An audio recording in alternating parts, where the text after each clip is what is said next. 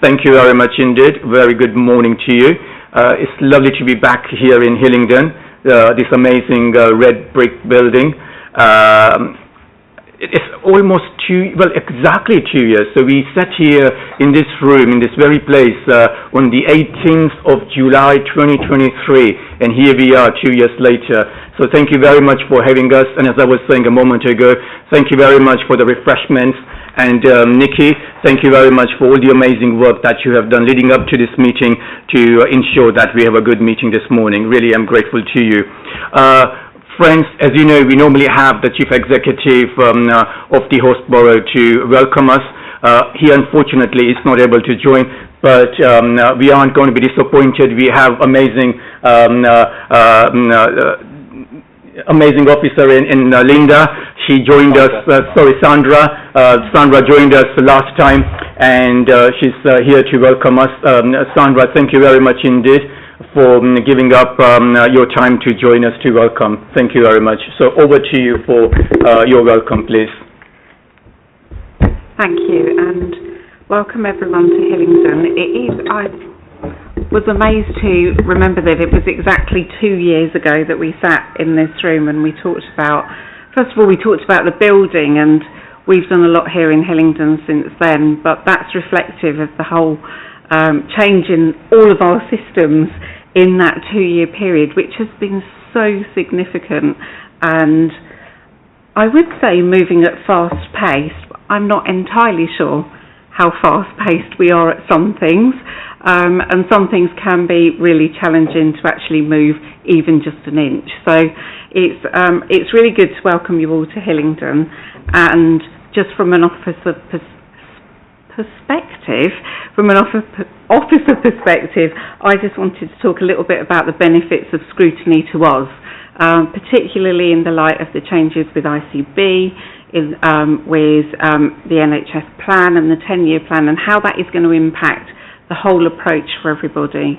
And so certainly for Hillingdon, we're working extremely hard to form neighbourhoods and work in that type of approach, and to work together as a group of North West London colleagues is vitally important.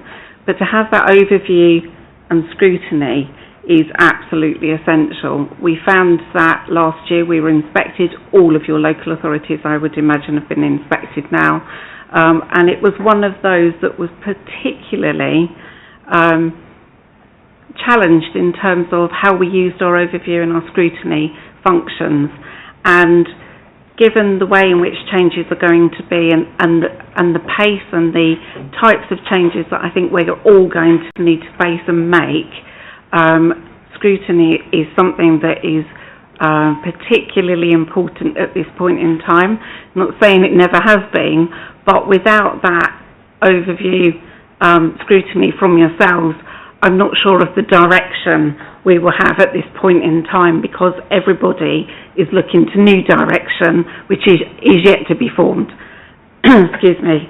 So for our inspection last year, we were asked to have a look at what we had been doing in terms of overview, how we were using that, and the difference that it made for Hillingdon.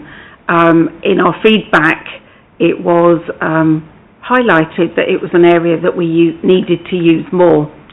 So I reflected on that, and when I actually went back over the initial feedback and the draft report, I looked at how we are in fact using scrutiny and how we're using that more widely, how we're using colleagues across North West London to develop policies, procedures, change working practices, etc. I looked at the scope and the depth of what we'd covered during that year and that period of time, and in fact it was actually that we hadn't shared as much of that information as we should have done with inspectors throughout that process, and the value of it. And that made a significant difference in our feedback to the outcome of our inspection. So I think the value to officers of scrutiny is vital, and with the changes going forward with our NHS colleagues, with local authorities, and the way in which we're going to work together to deliver those NHS and social care actions, is absolutely vital, and I welcome you today to have that lively debate and conversation in Hillingdon, and we'll welcome you back. So whenever that happens, we'll be grateful to have a conversation with everybody, and I hope today is a great meeting. Thank you very much indeed for that, Sandra. Grateful to you, and thank you for your very warm welcome. Always appreciative to be here in this amazing building. Thank you. Nick, did you want to say a couple of quick words, please? Only a couple of quick words, because I think we should start with the scrutiny as soon as possible. But yes, thank you to everyone for coming to the end of the Met Line. This building is a fascinating building because it was essentially built in the 1980s as a prediction of what the future might be. And it shows you, I think, how difficult it is to predict the future. So I feel like often when I walk around here, I'm in an old version of Star Trek, which is quite interesting and quite fun.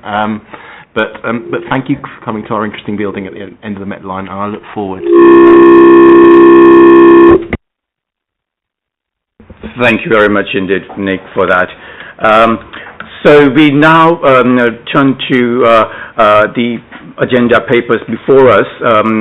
We'll have the paper copies in front of us or the electronic on our devices, and that's where I'm going to take us to. So the first item first, then, the apologies. Nikki? Chair, we've had apologies from Councillor Knight, Councillor Perez and Councillor Wesson. Thank you for that. So, declaration of interest.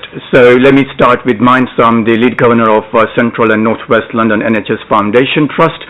Colleagues, anything from... Yes, Claire. I'm an employee of West London NHS Trust, and I'm a health visitor in Hounslow, which is particularly relevant to the first item.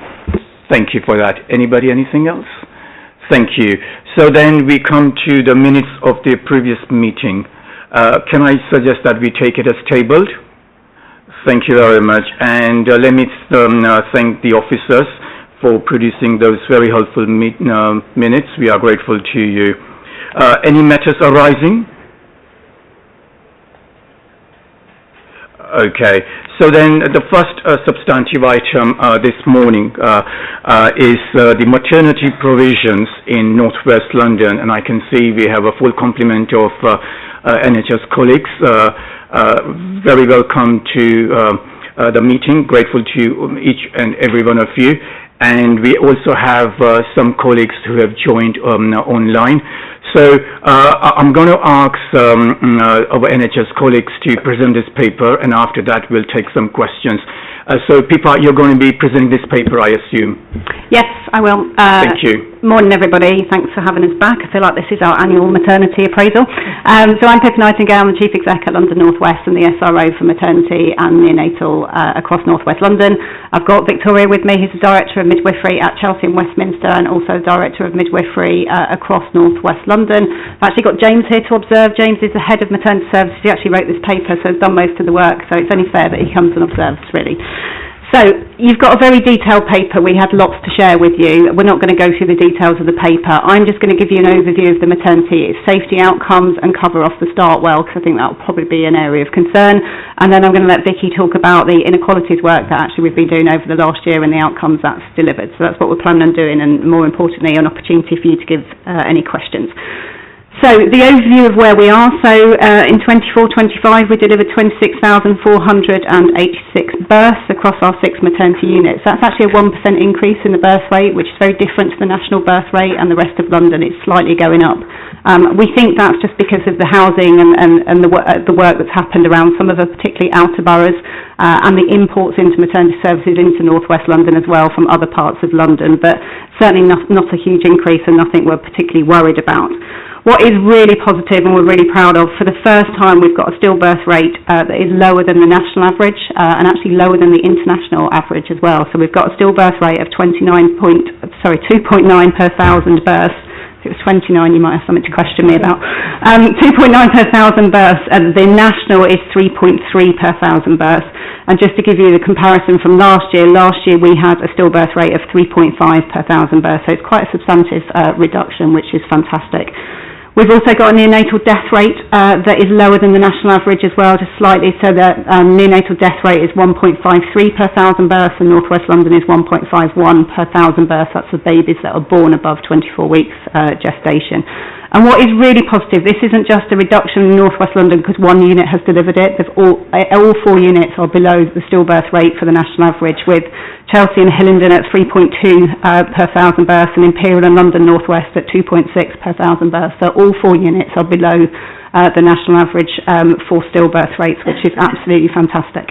So some really positive work that we've done. That was our main aim, is to reduce our stillbirth rate, and we've delivered some of them outcomes, largely through the inequalities work that I'm going to let Vicky go on and talk about. So I was just going to cover Startwell. So Startwell, you've been on the journey with us. This is a North Central consultation. It's not our consultation. We've been supportive of it in that we have provided assurance both from organisational level and system level that we can support the activity that would come into North West London. It's predicted to be 550 births that would come to North West London, split between London North West and Imperial, and 550 additional cot days. We've got more than adequate capacity to be able to manage that. These are generally women from Harleston and Wilson. The majority of them women already deliver in our hospitals anyway, so it actually helps us provide the continuous maternity care, because it means at the moment we're providing the postnatal care, which is not always ideal when you haven't delivered the intrapartum on the antenatal care. So it means we can now provide a continuum of that care for them women in them boroughs, which will help with maternity safety outcomes. So we've given the assurance that we can do that. What we are doing, just for extra sort of belt and braces, is we're about to implement a centralised maternity booking system. So any woman that is pregnant and refers themselves to us or a GP, it will come into a central North West London booking, and then we would distribute that work across the maternity, the 6 sites that we've got. It just means that we can manage activity and flow better and have a real assurance that we can see where the activity is going. It also stops double booking. We do have women that are a bit travellers in our maternity services, and they will book in 1 or 2, which is not ideal because it's a safety issue if you're having care in 2 units. So it will stop that as well, which is really helpful. So that's a high level. I'll let Vicky go on to talk about the inequalities work that we're doing. Yeah, morning. Vicky, I think this is your first visit here, so really good to have you. Very welcome. Thank you for the invite. I'm not going to go into huge detail because, like Pippa said, I think the questions are really important. But where I'd start with is that the inequalities, the creating equity piece, is at the heart of everything we're trying to achieve in North West London through our local maternity and neonatal system. So you'll see from the paper the breakdown of the residents we look after. We have 38% of women come from an Asian background with a high population in Harrow, Brent and Hounslow. We've got 34% of women from a white background, 9.5 from a black background and 4.2 mixed. And then the other ethnicities are made up of a whole different mix of ethnicities. I think that bit around the other, we're trying to do lots of work on to make sure absolutely that at the point of coming into maternity services, we have the right ethnicity and we also have the right sort of postcode and wider information so that we can then really plan people's care packages. So Pippa's talked a bit about the stillbirth rates, and actually overall we are really proud of our stillbirth rate, our reduction, and our overall stillbirth rate when you look at us compared to the region and when you look at us compared to nationally. But it would be absolutely remiss not to say that there are still disparities within our data when we look at those women who have a stillbirth from 37 weeks of completed pregnancy onwards.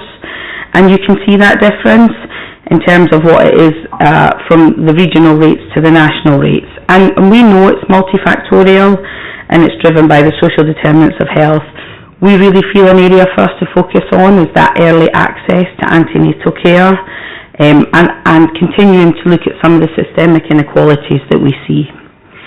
So you'll see as one of the appendixes to the papers that you have our equities and equality strategy that was developed across North West London and was launched in early 2023. So we had 5 priority areas, and I could probably spend the whole of your meeting talking through what we've achieved, what we're planning to do, but actually I think what's really important is to call out the areas that we're really proud of and we have seen as achievements, and then what our intention is to do next. So Our first starting place was to implement the COVID actions that we put in place to restore maternity services after the really difficult time that women and their families have, and we have embedded that across North West London. We've also implemented personalised care plans throughout pregnancy that really focus in on a holistic care plan of thinking about people's culture, their background, and what's really important to them. We have worked on our data capture because it's not good enough that we still don't have the accurate ethnicity for everyone that uses our maternity services. If I move on to one of the other priority areas around perinatal mental health, where we do see regionally disparity, we've embedded a really strong maternity trauma and loss service. There is a lot of narrative out in the public, both regionally and nationally, around families who've lost their babies.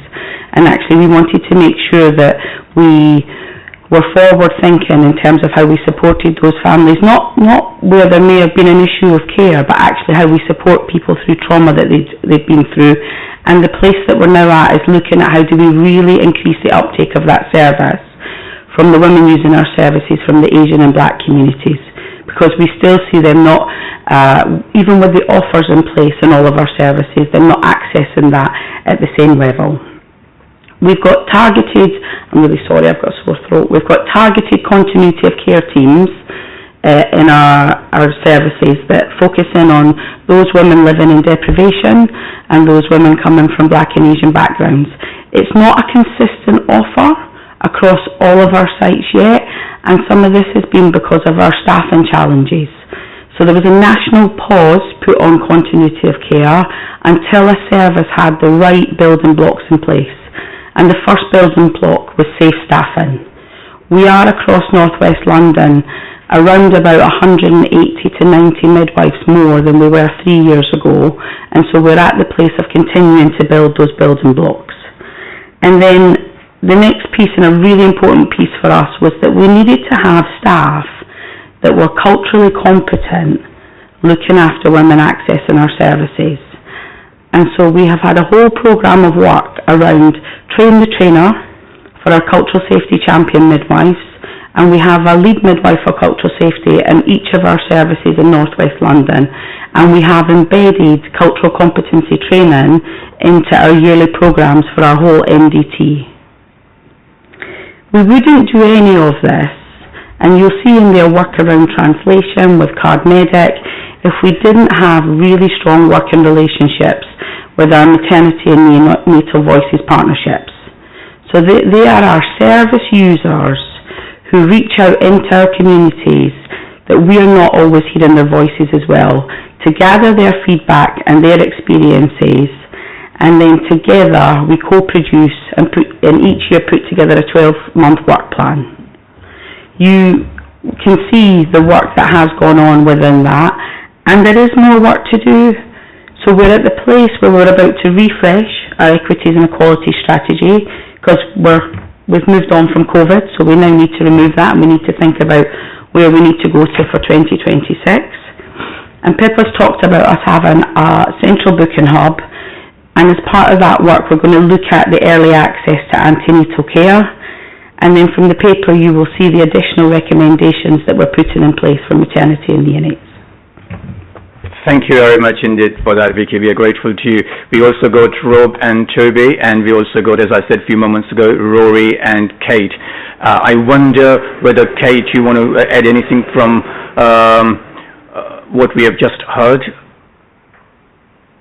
Very briefly. Thank you, Chair.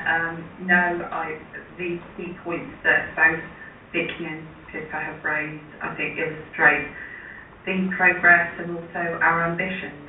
So thank you. And I think you two are joining us for the very first time, so very welcome to you as well. And very, very briefly, Rob, did you want to add anything to just what we have heard from our ladies, colleagues?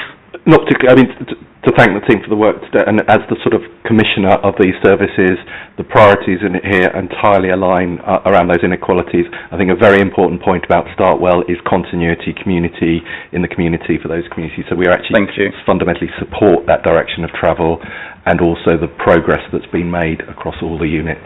Thank you. Thank you very much. And so those who are here on a regular basis will know what the drill is. So there'll be some questions. You won't be surprised to know that some questions will now follow, and I'm going to go to Chetna first for her first question. Thank you, Chetna. Thank you for all the good work that you have continued to do and all the progress, and thanks for sharing with us the ideas you've got for going forward. I noticed that you've got different rates of birth for, cesareans, births at home, midwife-led centres. Is there any indication of natural childbirth, which seems to be, at least from my experience, lower than maybe the last 5-10 years ago? Natural childbirth is something I promote. It's the holistic way of how we used to have children 100, 200 years ago. I'm just slightly worried that are we relying on medical, that side too much? Also, regarding mental health, post-maternity, or if you've lost a baby for, those kinds of reasons, what kind of support is in place? Because I'm really interested in the progression and the journey from when a lady comes in saying she's pregnant all the way through the end. It'd be good to know a little bit more about that. And then I'll come back to a couple of other questions if that's okay. Thank you. Thank you very much for that, Chetna. So I'll begin with Pippa, and then other colleagues can come in. Thanks, Chetna. Helpful. So don't get me and Vicky onto natural childbirth because we'll be here all day. But I think the term is more sort of personalised, safe childbirth. National policy has changed dramatically, and that is driven out of research and a lot of the evidence that is now driving changes in practice, such as recommending inductions of labour for women of certain ages at certain gestations to reduce the stillbirth rate. So some of the things that we have done that are evidence-backed and driven by evidence-based outcomes has reduced our stillbirth rate. However, it does increase your intervention rate. You're more likely to need a cesarean section or an intervention if your labour starts with an induction of labour. So it is a little bit chicken and egg, and this is all about safe maternity outcomes. So I think it is a one-size-doesn't-fit-all. That's why the personalised birth plans are really important, because there are women that are completely normal and have no risk factors, and absolutely we would be supporting them with their birth choices that might be at home or in a birth centre. But there are others, there are safer ways for them to have their pregnancies and their births supported. So, but I think some of it has driven intervention and has driven the need for interventional births and cesarean sections, and that's inevitable. It has, however, delivered safer outcomes. And Pippa, you talked about centralised booking in your opening remarks. So how does centralised booking and the personalised care go hand in hand, please? Two very different things. So centralised booking is just an admin process. It's just a GP. Most women now, about 80% of women refer themselves to maternity services. They don't have to go to their GP anymore, although actually I think because some of our cultural communities that we're providing care for, they do still go to GPs. GPs make that referral. It just means that referral will come into one place rather than to a separate hospital, and then we will manage the demand across. So we will look at people's preference. We won't just be sending them to a maternity unit, but it means that if they've given us a first and second choice, we can manage activity and flow. The main thing is it stops people double booking, and we have had safeguarding concerns where women do that and hop around units. So it will make sure we've got a unified approach. But their personalised care starts when they see the midwife at their first appointment. So our biggest initiative that we've now got to deliver is early access into maternity care. We've still got women that are not referring themselves before 9 weeks, and the key time that we should be seeing women for the first time is 9 weeks and 6 days. All of the screening programs happen really early in pregnancy now, which is great, but if women aren't telling us they're pregnant till 3 months or 4 months into their pregnancy, we've missed that whole important part of the first part. That is a challenge we've all got to get behind. It's more common when you're providing care for women from different cultural backgrounds. They quite often use family members for advice at the start of pregnancy, and then they choose to refer themselves to maternity services later, and we've got to somehow promote that and make sure that they are coming to maternity services really early. We haven't gone to perinatal. Do you want to talk about pregnancy loss? Yeah, so we've now got much strength in our perinatal mental health services, and identifying a woman at the start of her journey who has been within services prior to pregnancy supports that continuum at the very beginning. Each service, you talk particularly around bereavement and around loss.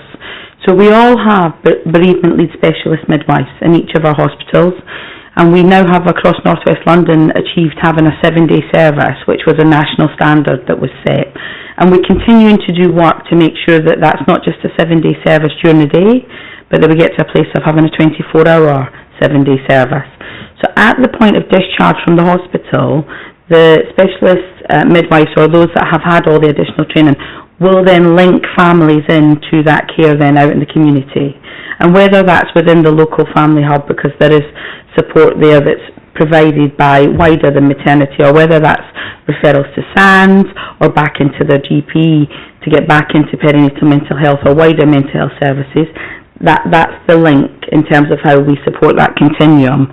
Now, if a family decided at that point they didn't want the support, they've then got their postnatal care package, and we'd offer an enhanced package for somebody who's lost their baby, so they'd have that care up to 28 days to identify different points where you can make that referral. Thank you, Vicky. Chetna, please. Thanks for that. That addresses those for now. Can I come back on to stillbirth? Noticing that, where's my question? Stillbirth within the Asians is particularly high. Has this changed over the last sort of decade or so, 5 years? And also, what sort of targeted interventions are you looking at? Because it looks like the South Asian population is particularly high, and maybe targeted areas within our boroughs that need specific intervention and maybe targeted work. Just wondering what your thoughts are on that, because Harrow is particularly worried about that. So the data to hand over the last decade, I don't have, so I'm not going to comment on that, but I'll make sure that we get that back to you. But you're absolutely right about that disparity, and within the recommendations, what we're trying to do is align the pieces of work. So the centralised booking hub with the early access to care piece will come hand in hand. But the other really important bit to note is within the recommendations, number 4 is about implementing the maternal reducing inequalities care bundle, because that's recognised across London. It's different communities, but it is our communities that come from black and brown backgrounds. So there's 5 elements to that the London region is also going to support us with in terms of the big piece around communication out to the communities around that early access, getting onto the radio stations, thinking about that communication plan that accesses women pre-pregnancy, the preconceptional piece. So the place we're at right now is we have got the data for each of our hospital services that drills down and overlays on a heat map where the real areas of focus are.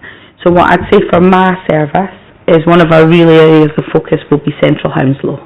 They are the service users that we need to access, and we will work through what our plan looks like to access them with the engagement teams from the ICB, but also mainly using our maternity and neonatal voices partnership leads. So, Vicky, sorry, did you want to come in, Pippa? And Kate, do feel free to come in as appropriate. So you talked about in your opening remarks quite a bit about wanting to do some deep dive work to break down those health inequalities and disparities barriers. So you just referenced Hounslow. So how is our geography going to have that experience across the area, so that experience that those individuals who are going to have in Hounslow is going to be the same or similar to here in Hillingdon, and going to be same or similar in other parts of our geography, please? So what we've done is we've looked at the communities that each acute hospital looks after, and then we need to pull that all together and understanding where are the 8 areas across the whole of North West London that we need to focus on. And you'll see the first point within the recommendations is in developing our strategy, so that we're really clear that we take the national recommendations from the 10-year plan and we take the ongoing work around the maternity task force, but that we really look at that from a North West London perspective, so that you're right, for each of your boroughs, we can be really clear around where the smaller areas are within those boroughs that we're going to do the targeted work, so that we can work with the wider sectors and partners. Great. And you also talked about the service user feedback earlier on. Some interested in having that assurance. How tangible is that? And we have the Chief Executive of HealthWatch for our geography here. And I wonder how those community organizations and the residents are involved in that piece of work as well, please. So HealthWatch have been really helpful to maternity services. We've all got individual reviews that HealthWatch has supported, so it just gives us the more perspective and the more different angles we can get to inform us of improvements that need to be made in maternity services, the better, and HealthWatch has been a big part of that, which is great. We have now got maternity and neonatal voice partnerships. They are people who volunteer their time and are embedded in our communities and specifically go out to have conversations around maternity and neonatal care. They are embedded back into our governance processes, so they report straight back to us. They do all a host of interviewing women that have used our services or are planning on using our services, so they're a really helpful part to us. The part we've done targeted, so Chetna's alluded to it, but we understand there's three population needs in the north of the borough. There is one in Harrow for Asian women. There's two areas in Brent we're working on, and we've actually worked with religious partners in them areas, so we've just done some maternity wellbeing events in Easton Temple, which was really helpful actually. There were women-only events. My maternity team went down there from Northwick Park. They told us some very insightful things that quite frankly we didn't really understand, and we were not meeting the needs of them because of it. So they told us that, we send them their first booking appointment for maternity by post. They don't open the post in their house, so they quite often don't see that letter. So that's your hospital group, but what about us as a geography? How is that learning being shared? So this is all shared back in the cultural group that we've got. So all of our cultural leads, there's one on each site, come together and meet in a cultural working group, and they share all of this information. So whatever we're doing in Brent or whatever we're doing in Harrow, we've actually got a huge piece of work going on in South Ealing as well. Whatever's happening in Hounslow, that all comes together so we can share that learning and implement that across all of our boroughs. Great, thank you. Chetna, did you want to come back? I was only going to spoil. I don't know if Rory wanted to comment, because what we're trying to do, and we're developing in-reach models and trying to join up all of this engagement work with the community, the various community engagement groups that we do. Rory, do you want to comment on that? Because I think it's important that it's not just about the hospitals that are doing this. We're doing this. So, Rory, if you come a bit, Rory, I think we are not... A bit louder, Rory. Yes. Not hearing you. If you could lean forward and shout, please. Yes, go. Okay. Can you hear me? Shout, yes. Yes. Yes. Yeah.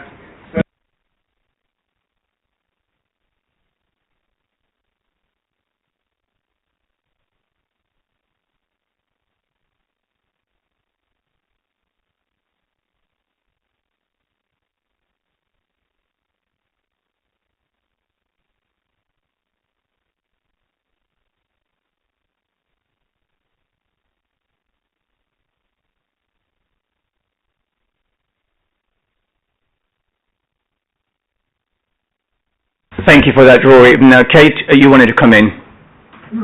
Yes, thank you.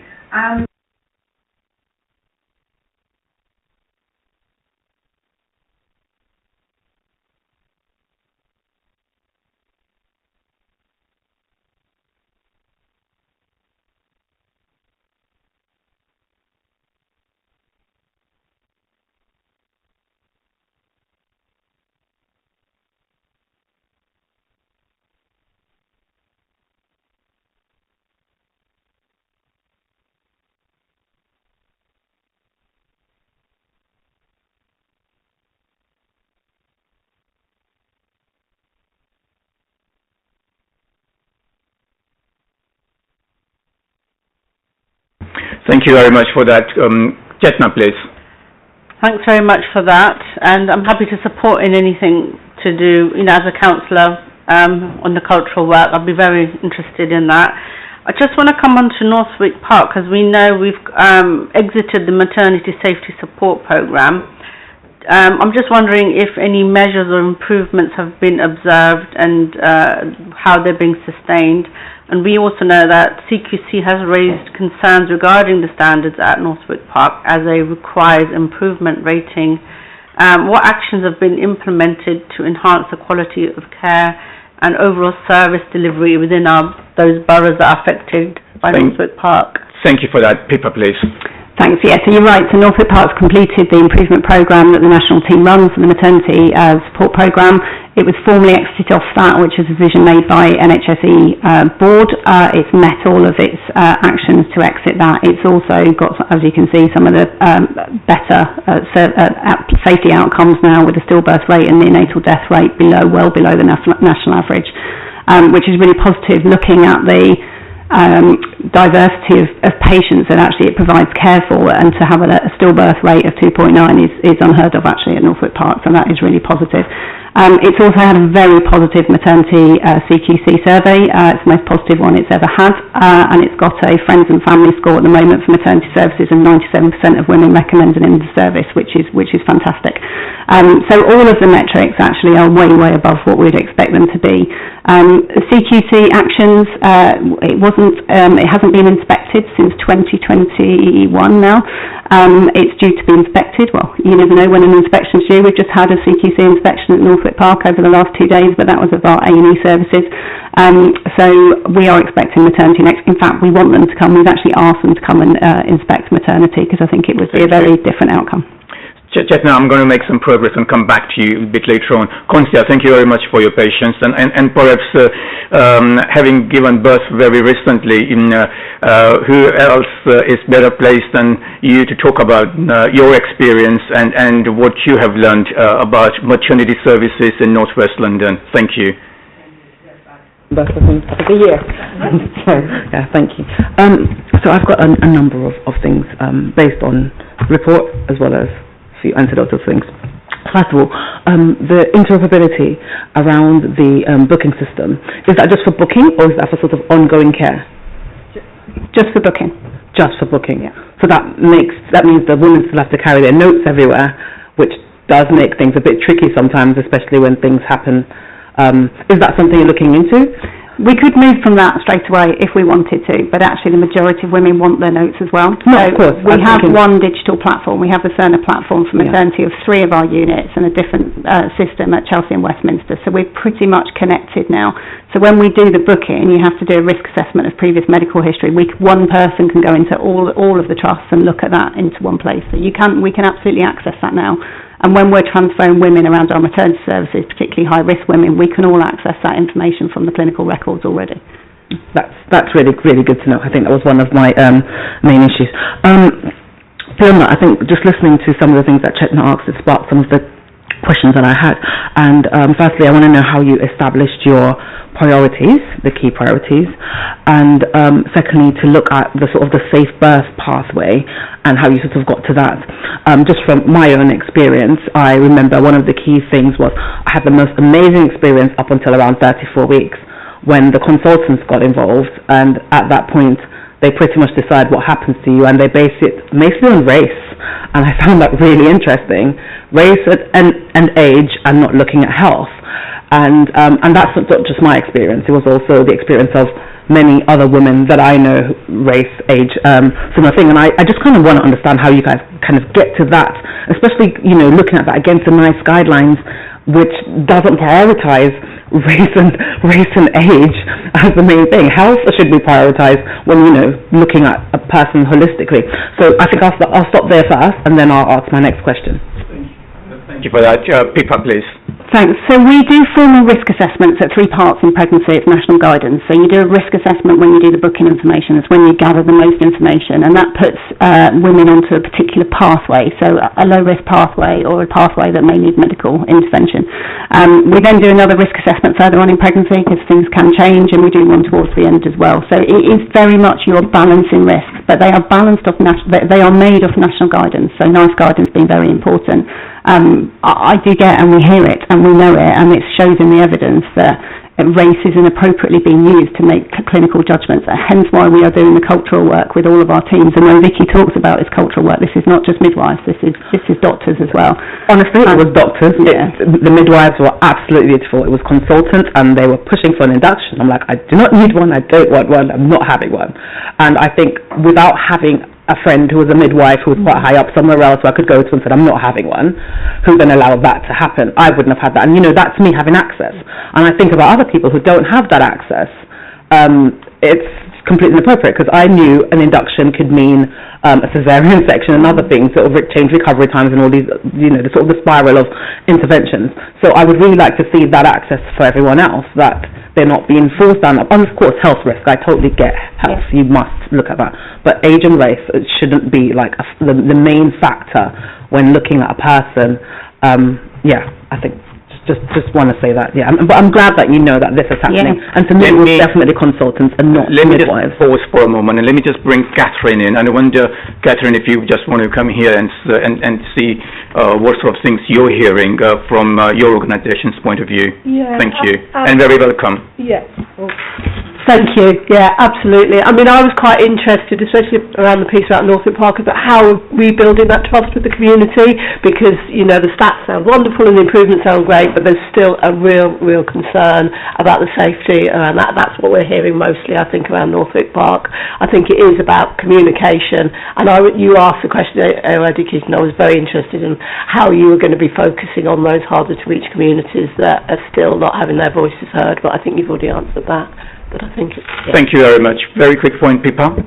So I would just say, strategically, we purposely haven't promoted Northwick Park yet. That was intentional, because I think you can't just make an improvement and then move on. You have to really embed it, and you have to make sure that I was very conscious this cannot be an improvement that goes backwards.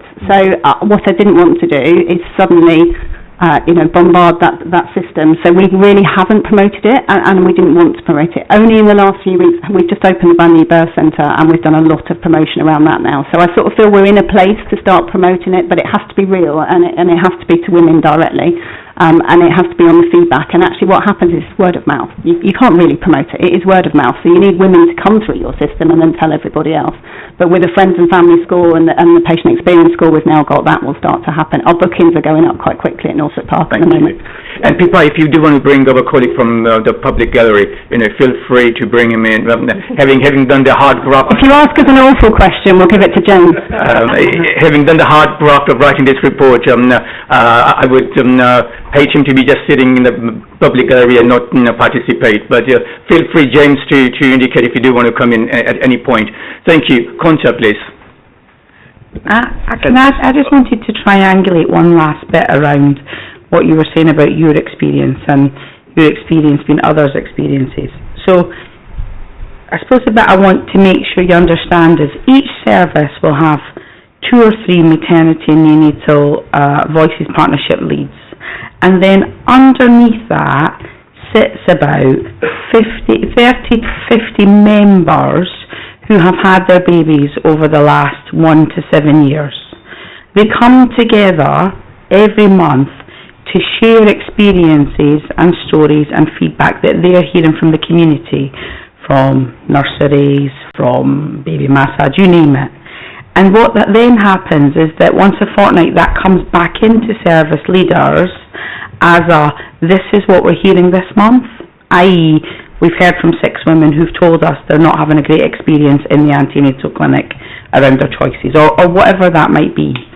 What we have done since last year is on the MDT training that we do, we're taking real experiences, we're taking that feedback that's not necessarily coming to us in a complaint or at the end of FFT, but it's coming from a woman sharing with another woman in a community centre or from a health visitor at a later date, because we're trying to really get staff from across the whole MDT to see, hear and feel what that is like, and then get them to talk about, if that woman came tomorrow, what would you do differently?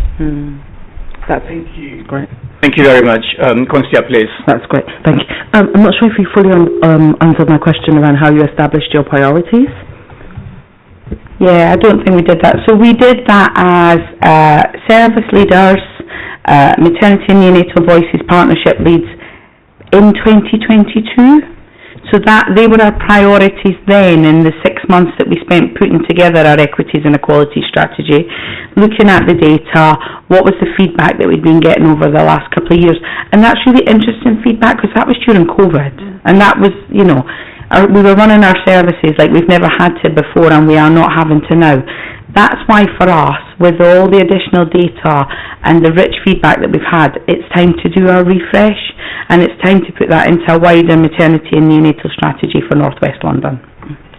Thank you. Thank you. And, sorry if you don't mind, what are the plans for the maternity sites that require improvements that are noted by CQC? So the two, which is Hillingdon and London North West, Hillingdon's has just been inspected, so that'll remain that way for some time. They have an action plan. We see that action plan at our North West London Maternity Board, and we gain assurance that they are progressing with the action plan. There's obviously London North West. The action plan is completed. It's awaiting an inspection, so we sit and await that inspection. That's good. What could be implemented within the service provision to improve the rate of natural pregnancy losses occurring before birth? What else could you do? Natural pregnancy losses. Are we talking about stillbirth? Are you talking about... Okay, perfect. I mean, we've got very well embedded support services. Vicky's talked about the bereavement teams. The bereavement teams work directly with them women that are experiencing stillbirth, and also when they re-enter our maternity services as well. That is a really scary time for women that have lost a baby, then delighted to be pregnant again, but spend that whole pregnancy fearful. So we also have, we call them rainbow clinics, but clinics where women come back to and are cared for in a very individualised way when they come back into the service. So hopefully we can get them to a point, and of course sadly that doesn't happen for all women, but hopefully we can get them to a point where they do leave our services with a healthy baby. But that takes a lot of support and a lot of additional time that you have to spend, not just with women, with families as well. It's a really scary time for partners as well. Thank you. Thank you. Thank you very much. I'm going to move to Claire. Thank you very much, Councillor, for your questions, and Pippa and Tim for your replies. Claire, please. Okay, thanks very much. So I think, yeah, it's great to have all the data and all the big picture and all that. I think one of the critical issues is actually identifying the really vulnerable people and who are the people in the haystack that you've really got to pick out. And one thing that springs to mind is some sort of assessment about competency to use the NHS, because I think particularly in Hounslow, you know, you've got you can sort of say, well, you know, South Asian people or whatever, but a lot are doctors, but you also have people who've recently come to the country who have absolutely no idea how to use the NHS, can't speak the language, are completely dependent on their relatives. And in a way, we need our kind of tick list of who's vulnerable maybe doesn't properly include who are the really vulnerable, because it is probably quite a small group. So, you know, for example, we have a tool called the Adapt and Self-Manage tool, which is, do you know how to seek help if you need it? And I think, is that me that's causing that? The other thing is you know, the people who aren't coming to appointments, because often we're really good at tracking the people with issues who do come to appointments, but it's like really I'm always more interested in the people who don't. And then, so that was kind of one bit, and I think we do need, as you obviously have started on creative solutions as to how you bring those people in. And so which brings me on to the second point, which is about reference to family hubs, voluntary and community sector organisations, and of course community health services, GPs and health visitors and all that, because I think there is a lot of resource there that can be used, and having midwifery services out in the family hubs makes a huge difference. And in a way that is one way of where you've got family support practitioners who can then do the work with people that are family navigators. So all of that, and perhaps for a certain part of the population, as you said, Conchia, with your, you know, you had a friend who was a midwife. I did too when I gave birth, and that's some time ago, but it's almost like you do need someone to speak up for you sometimes, and so that's another thing to think about. And then the third point I have is I think for recruitment and retention of midwives is obviously a critical issue. It's such a high risk area that I think quite a lot of people leave because they feel they're going to get into trouble, they're going to get blamed, they're going to lose their jobs. But I do also feel conversely there are some people in the system who might be clinically competent but aren't culturally competent. And one of the most common things you hear is, you know, I told them X, Y, Z and nobody did anything. And, you know, sometimes you've got a partner who, or your friend who speaks up for you, but quite often I think that's where people go wrong. And I think you need all that cultural competency, but you also need managers and people who know how to address with people that cultural competency and communication issue, which is a bit like your perinatal trauma. You know, it's a very specific thing, and I think often we aren't well developed in addressing those particular issues. So those are my points. Claire, you make some great points. Thank you very much indeed. And some of the points that Claire makes perhaps goes towards that inequalities and disparities experience. So Pippa, over to you, and I'll bring the colleagues in. Well, I agree with every point you make, Claire, but I wouldn't be surprised when you're in the profession. So and this is a challenge for maternity services. It's very different to any other part of a acute trust in that women choose. And the worrying thing is quite often it's women that can speak and understand the NHS in their own first language that get the care that they need, and that is not okay. And that probably was the biggest criticism when nationally continuity of care was rolled out. It was absolutely the right thing to do, but it probably got purpose to the wrong group of women, because they shouted and they got what they wanted. So our approach to it now is absolutely the right approach. This will be a small amount of women in targeted areas that will be given a different model of care. That's our intention, and we have to make sure that we are getting it to the right women. That is not as easy as you say, though, but we're going to have to work together to make sure we do get it to the women that need it and not the women that are shouting about it. The cultural competence, though, is absolutely right. I mean, the training curriculum that midwives now go through is very much focused around cultural competency as well, which is helpful, but it isn't just a skills-based training. But that skill evolves, doesn't it? You evolve that in your career, you evolve that in the more challenging and difficult and different cases that you provide care for. So we do need to support our midwives to be able to have the full cultural competencies. In other parts of the country, it's probably not as needed. In ours, it is. So if you choose to come and work here, this is a great opportunity to develop them skills. We have to provide them with the support to be able to do it, and our programme is really starting to do that. Rob, you wanted to come in? I was going to, my comments don't just apply to maternity, but generally on cultural competence and seniority of both medical, nursing, managerial profession in the NHS, and the extensive work that we're doing. We've had a Barriers to Leadership programme. Pippa has led some really great examples of this. We are making progress in terms of the diversity of leadership in senior roles in the NHS. Things are moving in the right direction. We're targeting the sort of magic 50% mark of progress, where we were down in the low 40s in terms of when you go above a certain level. So I'm not making that specifically around maternity. I'm talking about the general initiative on that, which is also will apply to maternity as well. Thank you. Thank you very much. Marina, please. Marina, it's really good to have you back. You left us very sadly for a very short time, but I'm so pleased that you're back, and welcome. Thank you, Chair. I would just like to ask... and thanks for coming today. How are maternity services at Middlesex specifically addressing the higher risk of stillbirths and emergency caesareans among Asian women, who make up a significant proportion of Hounslow's population? And also, how will the centralised booking hub interface with Hounslow's family hubs and local maternity services to ensure timely access for residents? And also, I was just taking some notes myself as well.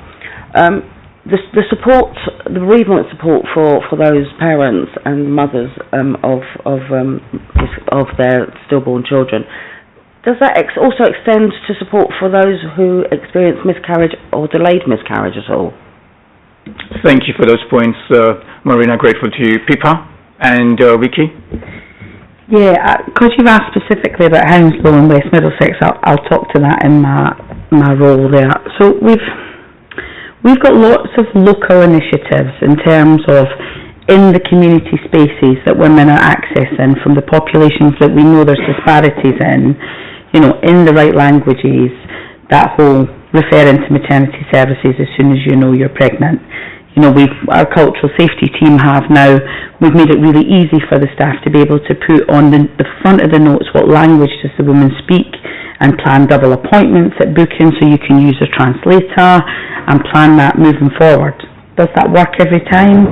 No. Do sometimes we see families who still want to use family members that we've got to really consider how we do that safely. And then we've got enhanced scanning pathways.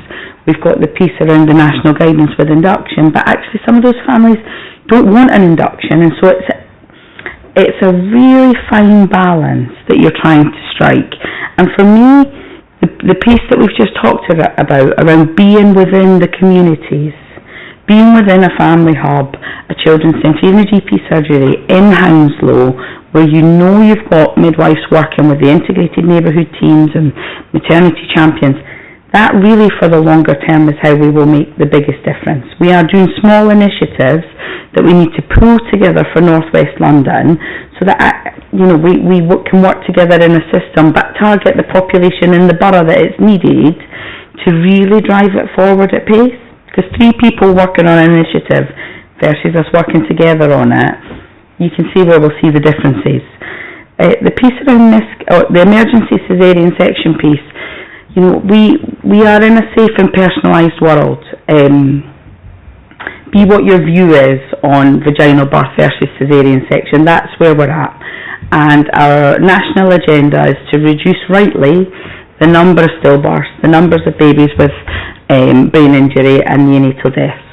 And with driving that safety initiative, there is more offer around scanning, there is more offer around induction, and with those offers comes more intervention. So we really do have to balance that piece off. But we need to understand, and you'll see from the paper, that we get really underneath the differences in emergency caesarean section for some of our populations versus other populations. Thank you very much. Any final question? Constable, please. Thank you. Thank you. Less a question, just to speak to the cultural competency work that you're doing. I think the one thought I've been having is cultural competency work doesn't sort of change institutional racism. And I think that might be where the issue is, because one of the things you just said about the women who shout the most kind of get what they want. I was shouting, and I do know how to advocate for myself, but that makes no difference when you are looked at as another black woman or Asian woman who don't sort of know what you're saying. And I think that is quite key to some of this as well, and it begins not just in their jobs. It starts at university where they're studying, and thinking of I've got more than one friend who are midwives. Some of the things that they've said to me are things like, throughout their course they were sort of indoctrinated to think of black and Asian women as not being able to do a lot, or having all these problems. Like every problem, you look at them. So I guess there was some work around ensuring that, you look at the population and give them what they need, but has it gone too far in the sense that they are the sort of target for everything, whilst not thinking of people as a whole person? I think if we can also look at that, so beyond cultural competency, to look at institutional racism as well, because, you don't change what people think. You may support practice and say this is what you should do, but behind that there are other things. And Rob, I just want to sort of say, well done for all the stuff you're doing at the higher level in terms of looking at diversity and in all of its forms, not just race. Thank you. So that brings us nicely to the conclusion, and in fact those very, very powerful and helpful comments can in fact form part of that recommendation going forward. So colleagues, before I move to the next paper, are there any other recommendations? I know Vicky is going to provide some information in response to the earlier question. Chetna, please. If we could develop the plan for the cultural competency, if we can get more information on strategy on the North West London targeted work that you're going to be doing, and also finally, can we make sure that we are sharing the 97% friends and family score, because I know for sure that Northwick Park was a hospital my friends and family were not going to have their children at, and if that is a significantly high score, can we please make sure that is shared wide? Thank you. Okay, so those are the items from Chetna. Grateful to you. Consia, please.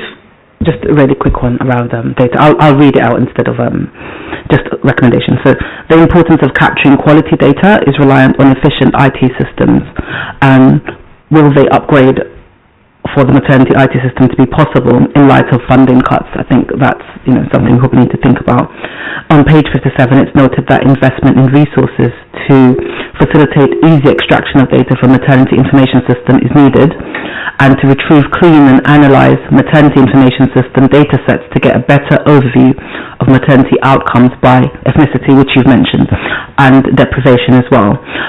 This would appear crucial to establish much of what is highlighted in the report around addressing the social determinants of health and engaging with those at greater risk of poor health outcomes on page 67, and also those that need mental health support and have complex social needs.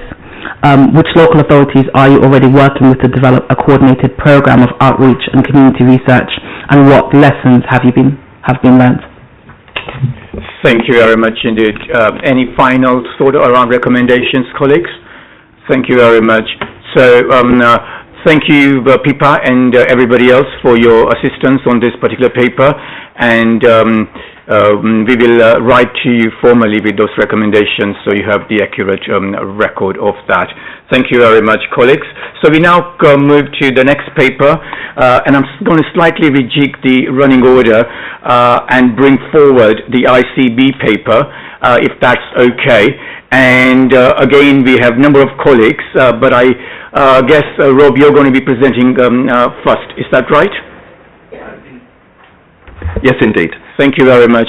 And the other colleagues, Vicky and Kate, thank you very much. You're free to leave, but if you want to remain for the remainder of other papers to contribute, then you're equally welcome to remain. But otherwise, if you are leaving, thank you very much. I can see Pippa also making a dash. I thought you liked us, Pippa. I thought you liked us. We do love you. Thank you very much. And works is hard. And thank you to the colleague who's just behind the pillar. Thank you very much for your assistance, and thank you for joining as well. Thank you. Thank you. Okay, thank you, Chair. So, colleagues, thank you for the opportunity to give this update on where we have reached following. I think it was in one of your meetings back in March where the announcements were made around significant, two significant things, I suppose. One, a funding reduction in terms of the allocation to the running costs. This isn't, as obviously needs to be clearly stated up front, not about sort of clinical costs, frontline costs, but about the sort of infrastructure costs of running North West London Integrated Care Board being reduced by, the headline figure was 50%, it's actually 41%. We were slightly ahead of the game in terms of the distance from target. So it represented something of the order of a £90 million we currently spend on running the sort of the running costs for the Commissioner of the 2.7 million people of the 8 boroughs of North West London, down to about 50 million. These aren't exact numbers, but approximately, with a 41% reduction. And that includes the commissioning of continuing healthcare, of many sort of important safeguarding partnership working that we do. So although it is not directly defined as frontline, it does have potential frontline impact in those kind of areas, as opposed to, but does not include the commissioning of clinical services through primary care or secondary care services. So point number one, there was that signal of the significant resource reduction. Point number two, importantly, also signalling the sort of clarification of what the role of an integrated care board was, and signalling, I think, two big things within that. One, to focus the expectation on something called strategic commissioning, and being the strategic commissioning, and clearly the definition of what on earth is strategic commissioning is important, and there's bits in the paper there that describe ultimately working with health and wellbeing boards in the boroughs, working in those neighbourhoods, getting insight in the joint strategic needs assessments of the needs of communities, and keeping that insight, and that informing ultimately the kinds of services that the £6 billion odd of taxpayers' money that we are allocated to commission on behalf of the residents of North West London, those commissioners, that we get the insight and the extensive work that we do and try to do in getting that insight from communities, and the work that Rory often talks about that we do, as well as the significant sort of data infrastructure, both the quantitative and aligning with the experience data. So the identification of that through to designing and planning services to meet that need, and then evaluating whether those services are actually delivering against the expectations in commissioning that. And ensuring that we develop that further. So ironically, this sort of cost cut, but an expectation to do more in that area. Importantly at this point, I should say, Ketan, Chair, you and I had a conversation about was this signalling any change in overview and scrutiny arrangements, and I've had confirmation that no, it doesn't change anything around how the overview and scrutiny arrangements work, because clearly that is an important part across the 8 boroughs of ensuring that we are getting the insight into residents and community, and that is going back to, it's why I'm here as the Strategic Commissioner, that is working and that is appropriately being scrutinised. It also then, so that's less money, expecting us to do more in that area in Strategic Commissioning, but also to let go of some of the things that have been part of our responsibilities historically. So classically, anything that's sort of operationally coordinating, convening across provider trusts, primary care with local authorities locally and social care, etc. So the operational side of that very much being handed on to what we now need to continue to develop at place, at borough level, the place-based partnerships, the borough level partnerships, the neighbourhood health model that the government has signalled, and the principles around that.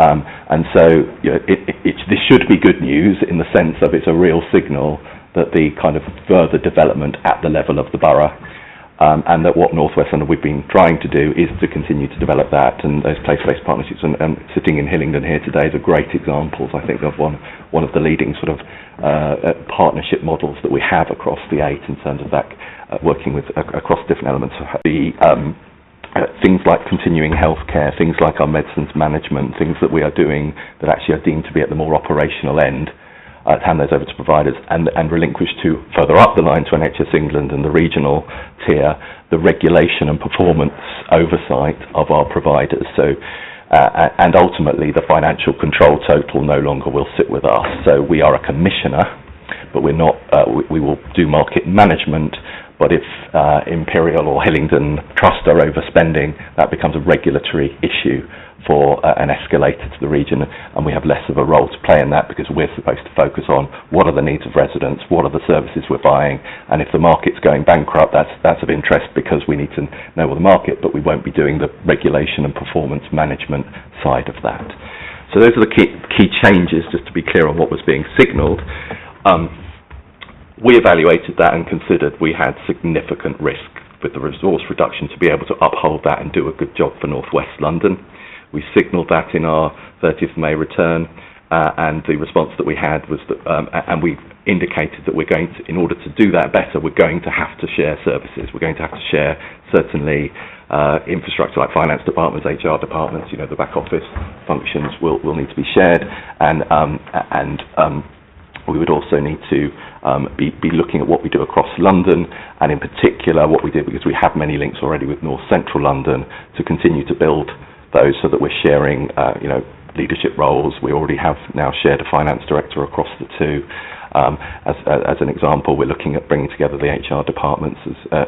So those are already underway, and that's going to happen under all scenarios. So we're doing an options appraisal, but it's not up for debate, if you like, as to those sorts of things, because to survive, to avoid to become subscale and actually function, we're going to need to share and consolidate things.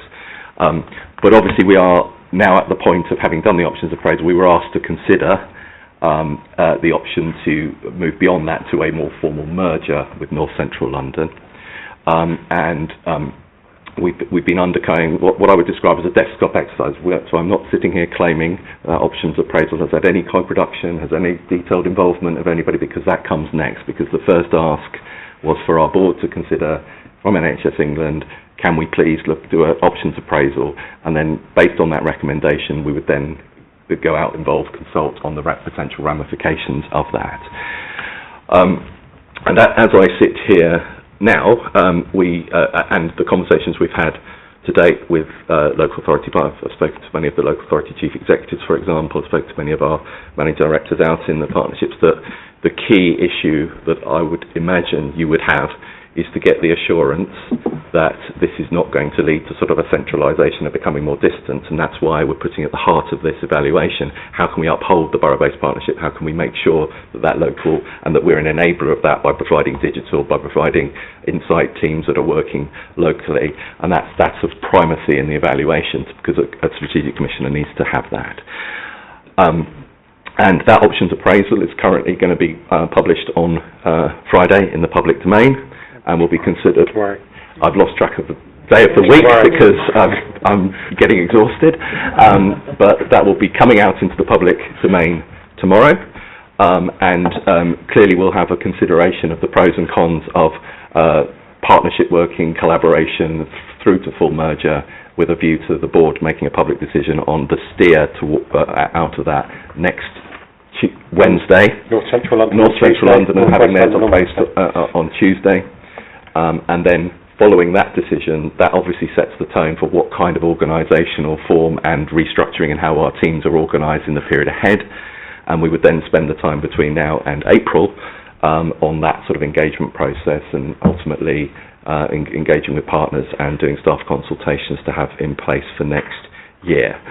It's probably worthy of note that the context of a very challenging operating plan, we are, I always say in acknowledgement that when I say this, that we're not where we would all want to be for our friends and family, our community, in terms of all aspects of healthcare, but we are on track with our operating plan overall this year, and in financial balance against plan, and on track with our sort of overall position on targets, which many systems are not.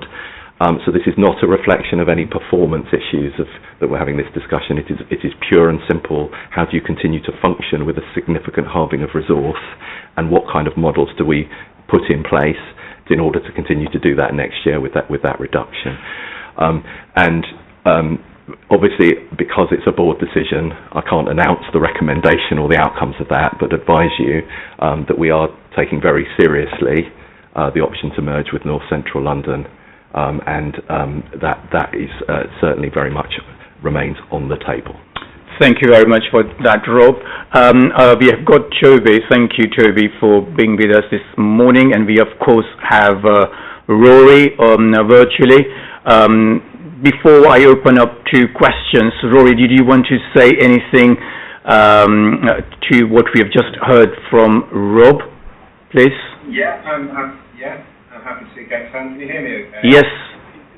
Yeah. So I think, Rob touched on the importance of service user engagement, community engagement. So the ICB blueprint is really clear. There's a whole section that's good news. It talks about community engagement being very important, being part of strategic commissioning. So actually a lot of it we is that what we're doing now, which is quite encouraging. Obviously the challenge is going to be will be smaller organisations, will have presumably less resource. So I think we will be looking and working ever more closely with colleagues in local government, with the voluntary and community sector. We do some of that already, we may need to do more of it, just to make sure we're really hearing from all our communities. How we do that, we still need to work out. And I think the responsibility to work with residents and communities doesn't go away, and that's regardless of whether we're a single North West London organisation or if we merge. Thank you. Thank you for that. So there'll be some questions now. Nick, thank you very much. Thank you. Thank you for the presentation. I have a number of questions. Some of them you probably won't be able to answer because obviously of what you said. And I did notice that next Wednesday the ICB are discussing the sort of London submission, and the paper is going to be published tomorrow. So I'm very interested in the paper. I mean, when you have something happening like this, in very simplistic terms, there are two possible ways. Either it becomes way more remote, or actually it has to become more local. And obviously I favour the more local, and I was really encouraged by the praise you gave to sort of the borough-based partnership approach and how that works.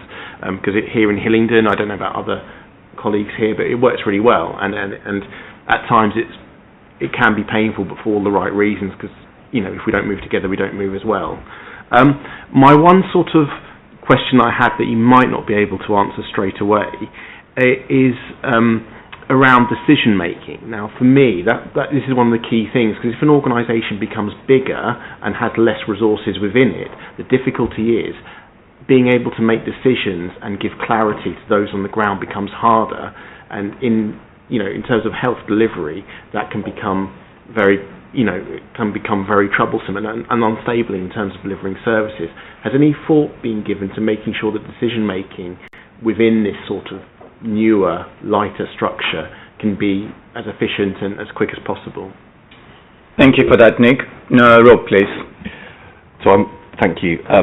I'm going, as always, going to try and not talk NHS jargon in responding to what is quite a complex one to answer, and also acknowledge, some of this is theory and the practice all depends on the quality of the implementation and how we get it right, which is why the principles at this point are so important and why we have to have the fidelity of that place-based partnership, the focus on neighbourhood at the heart of this from the start as a steer that needs to be protected for the future to avoid the danger of it becoming more distant and remote. The theory is we will assign what's called an integrator, a lead integrator in each borough, and that will be given, and we will have to find some an ability for a coordinating resource. I mean, I think you're well advanced in Hillingdon as to how that may operate. For example, all boroughs are in different places on how they might wish to organise themselves in terms of who the lead coordinating entity. What is an integrator? It is essentially a bringing together across the trust, the GPs, the local authority into a borough-based partnership board, and to be the driving vehicle locally for the move to neighbourhood health. That delivery vehicle will need help from us on the data, the digital, the whole sort of enabling things that we would need to provide to allow for that success. But the heart of the model change needs to be about putting the residents at the heart and everything else being an enabler of that. And the less resources we have, the danger of us being more distant, need to be offset by, sorry to use the boring term, the governance and the accountability being devolved down to that integrating unit. That doesn't mean we're going back to dividing the 6 billion by 8 and giving it all to the borough-based partnership to spend, because we're going to hold on to a national health service. We'll have core offerings for the population and expectations of the types of primary care, community mental health services that we expect all members of all communities to have access to, and have a core definition of that, irrespective of the local variation of need to a point, and then local variation will then apply to that, and the nub of what you're saying and the decision-making variation will be at the borough-based partnership, and as that matures, more delegated authority, more decision-making authority can be given to that entity and the boards of those of the organisations that are contributing to that, including service change decisions, etc. As long as the theory being the Commissioner is assured that those core offerings, we're not varying from that to avoid the unwarranted variation that we've got into. Nick, please. But no, that sounds good to me, because this is how we work very well in Hillingdon anyway. We have an excellent lead coordinator called Keith, who is really good and does amazing work bringing everyone together. And so that sounds really good to me. I mean, my observation is really trust and transparency makes this type of system work really well, and understanding, and I think scrutiny is an important part of that trust and transparent process, but I won't labour how brilliant scrutiny is again, because other people have done that already in this meeting. In terms of the consultation process, will there be like a formal way that we can feed in? When I say we, I mean all of us, in terms of how this works, because obviously the ICB is one of those things that it's very, very important, but not that many people know about it. But I think, having the public, and possibly the public will be through us really, engage in how these reforms will work will be very important. My understanding of the process is, so already what we're doing through, I mean, you mentioned Keith, for example, we have a managing director in each of our borough-based partnerships. They've been heavily involved in all the thinking today and all the recent evaluations and things that we're putting, because we haven't had the time in these weeks to do any sort of proper consultation, certainly with the public, etc. My understanding is there is a requirement, so it also depends what we're talking about, because some of this is going to be happening over the years ahead, and the sort of merger discussion is a technical transactional thing, which in some regards doesn't necessarily mean very much in that regard. The important thing is, what are we actually doing in the neighbours, what are the services, and that will, the processes around that and the requirements to consult and involve on service change remain, irrespective of what how the NHS is organising itself in the kind of middle tier above. In terms of if the question is about what is the rest of the year on what a merger transaction looks like and how they integrate, so each it's not in the same place as because it's not a service change, it's a structural change in the NHS and it's a staff consultation.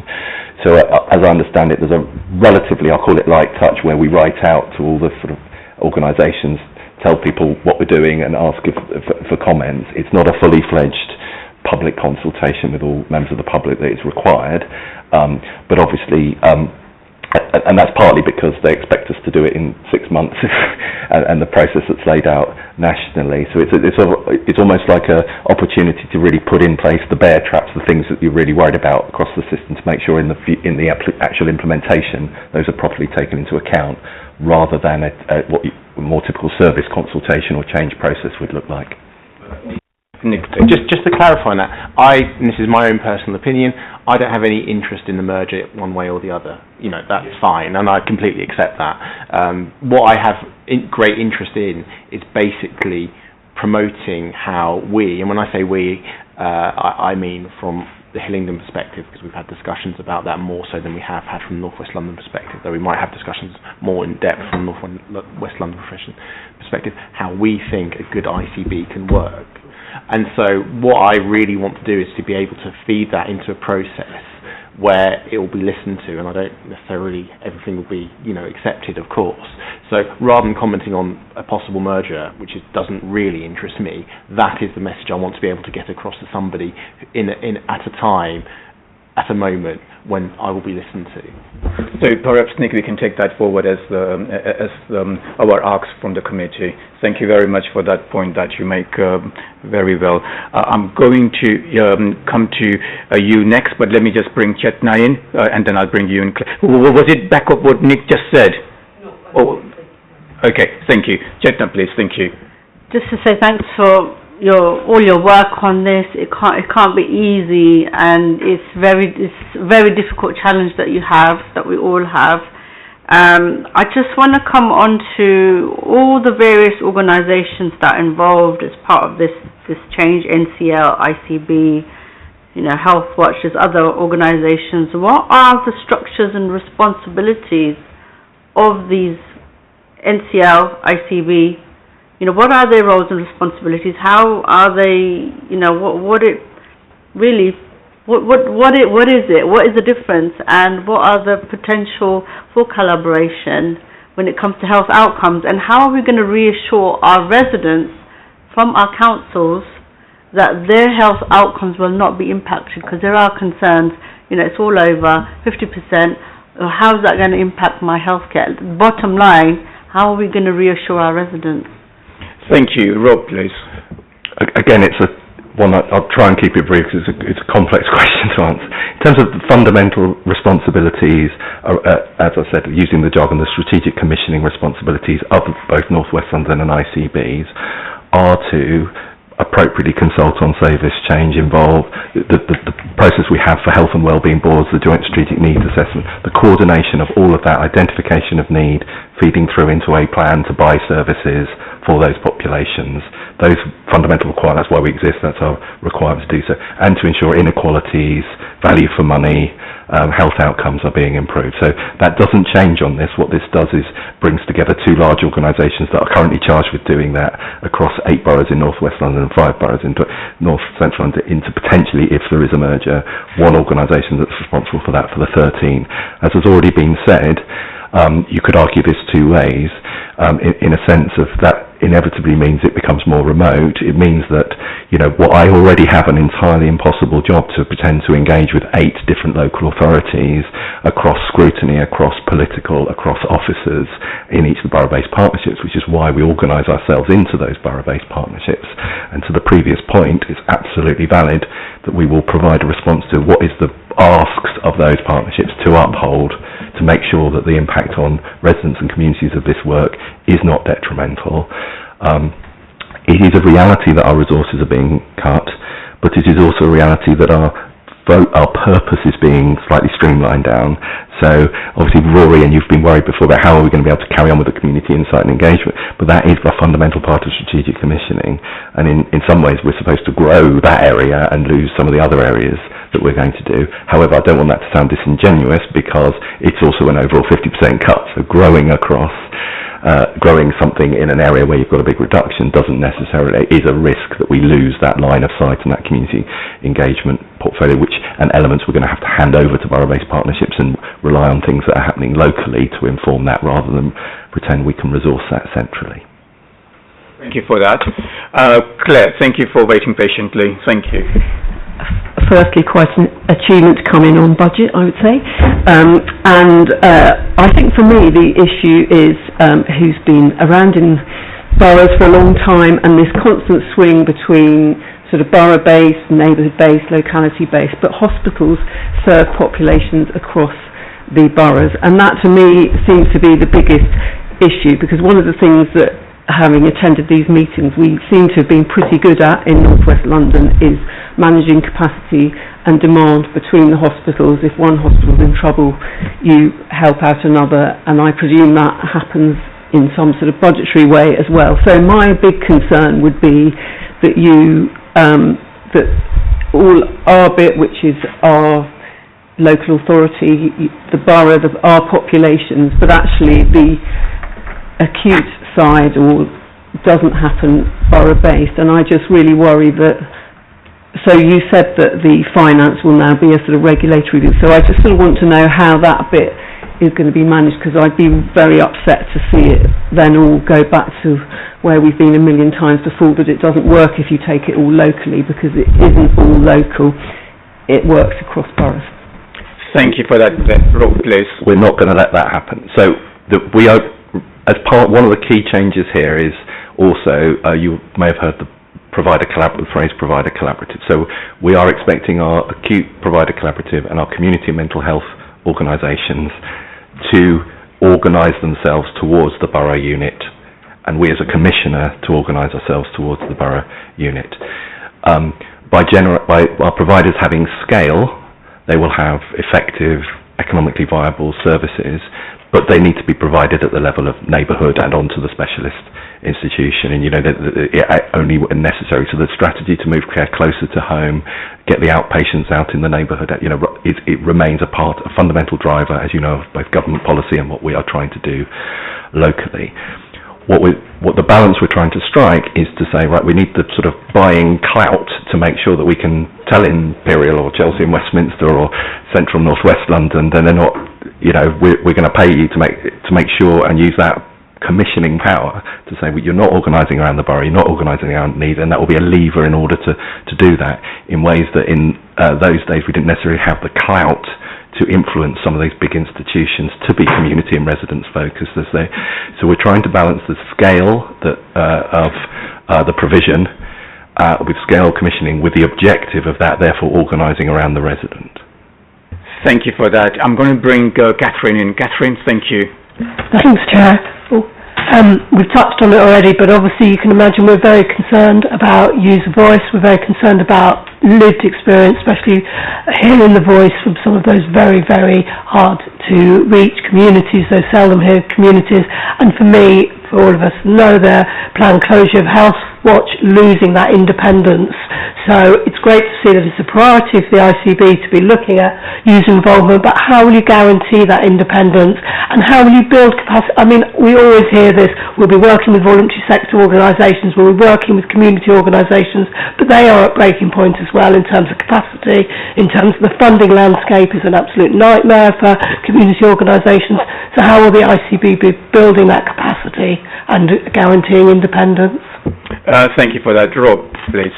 To absolutely acknowledge the point, there are many risks and there are massive challenges out there.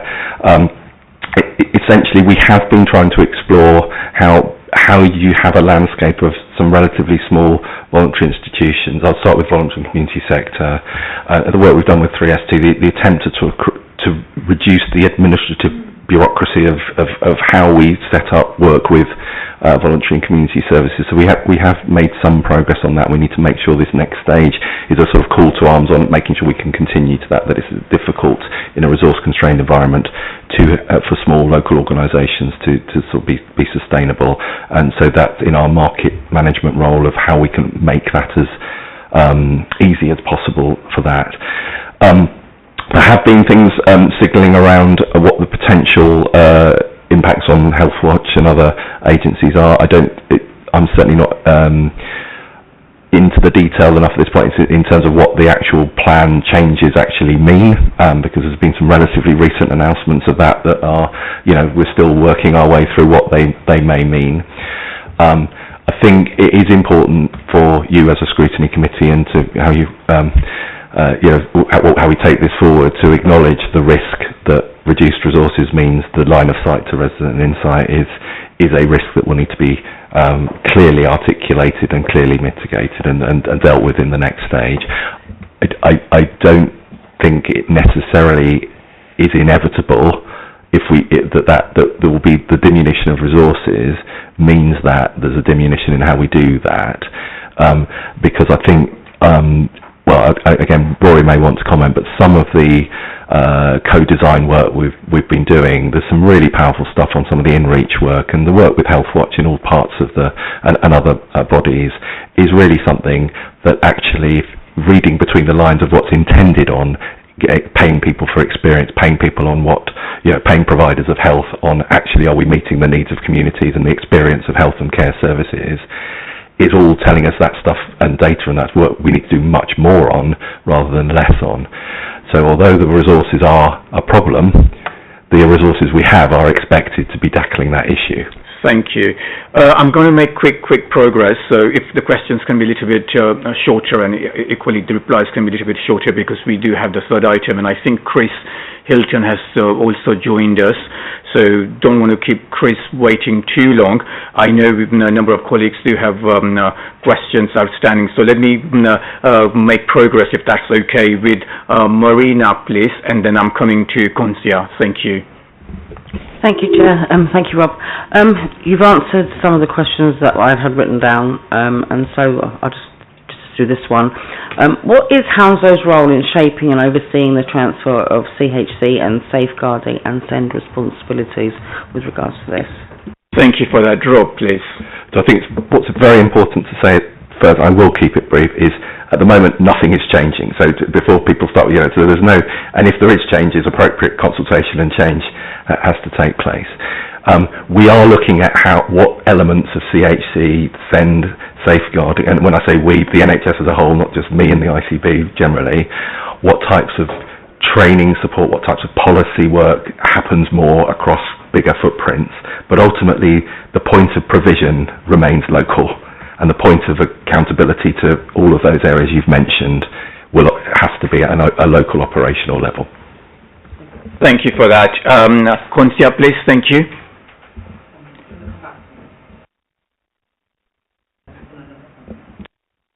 Is there any other question, guys? I know I was slightly progress in the meeting, but if Catherine or Claire or Nick, anybody wanted to chat now, did you want to come back? Okay. Ready, yeah. Thank you. Sorry. Thank you. Just wanted to be sure about my priorities question. I'll read it, then I'll sort of reference it properly. How will the functions outlined on page 2 and 5 that will most likely no longer be a part of the ICB remit be prioritised so far as working with partners to develop an implementation plan? So the functions at the bottom there, and then the transfer to. Thank you, Concia. So it's page 3 of your document. Page 3 and page 2 and 5 of our bundle. Yeah. Again, it's difficult to give a generic answer because each line will almost have its own process. But between now and also some of those things will still be transitioning next financial year, as opposed to this is all happening over the next few months. So we come up with the plan this year. Some of it will be handed over. Some of them will be handed over to providers. That we're currently doing. Some of it, as it says, will be handed over to regions, and the next stage is to sort of do the work plan of what takes place. We had to get the first stage we had was what is our organisational form, what are we, what's the scale of things that we're doing. So the sort of work plan between now and the end of the financial year is to lay out how those different functions are transitioned to the people to the organisations listed. Sorry if that doesn't quite answer the question, but. Understandable. Okay. And just sort of anecdotal around that, with the change of personnel in your role, Rob, at the end of the year, just wanted to sort of reassurance again around things remaining as is? Is this sort of set in stone that this is the direction that things will go? Well, so nothing's set in stone, as the board has to make its decision next week on the direction of travel. There is a national process, obviously, for the appointment of chairs and chief executives, who then appoint executive teams of these organisations. That was signalled from the fundamental change that's happening. That unfolds over the summer. So, the answer is, it's us at the moment. There will be a process, and it'll be whoever it is after that process. I guess my slight concern is that you've got till April, right? So that's 4 months after December. So to see things change would just make, things a little bit difficult. That's kind of where I'm coming from when I think of the role of scrutiny, meaningfulness in particular, residents, and just the overall ICB function. Sure. I think it's about a safe implementation plan. I suppose what I'm trying to say is this is, in reality, it's not that everything's going to change and be in place for the 1st of April. It's going to be a sort of the plan laid out, processes around each of these things to safely transition into that, but within a set of principles that upholds what we've talked about here today about neighbourhoods, borough-based partnerships, the different roles that we have to develop that. But I'm not pretending, at the end of the day we have to save 50% of our money, we're going to have voluntary redundancy schemes, compulsory redundancy, we're going to be doing all the staff changes, so it's not so much the leadership, it's the turbulence in staff change overall that is, of course, that's a big risk. Thank you very much indeed for that. So I'm going to bring this paper to close, if that's okay, and if there are any other questions we can take that offline with Rob and his team. But before I close and move forward, are there any recommendations? So we'll take Nick's point, the point that he made much more broadly, and the reply that Rob was giving to Catherine, will take that from the committee. But are there any other points that we want to make? Thank you very much. So grateful to you, Rob, and also equally grateful to Rory. So we now come to our third substantive paper this morning, and that's adult mental health. Grateful to Chris for joining us again. Welcome back. And of course, we've got Toby in the room. Equally welcome to both of you, gents. Thank you. And Toby, you're going to present the paper first, and then I'll bring Chris in. Yes, so thank you, Chair, and so thank you all, as ever, for inviting us to come and talk on this. So we presented to you back in, I think, October last year, the strategy for adult resident mental health. Am I too close to it, do you think? So we presented to you in October last year the strategy for the mental health strategy for adult residents of North West London. That had three major themes. Is it your phone? Take your phone away. Is it? Maybe? Yeah. Okay, well, let's hope it is that. Maybe you might be bunch of people. Move over there. Go away from me.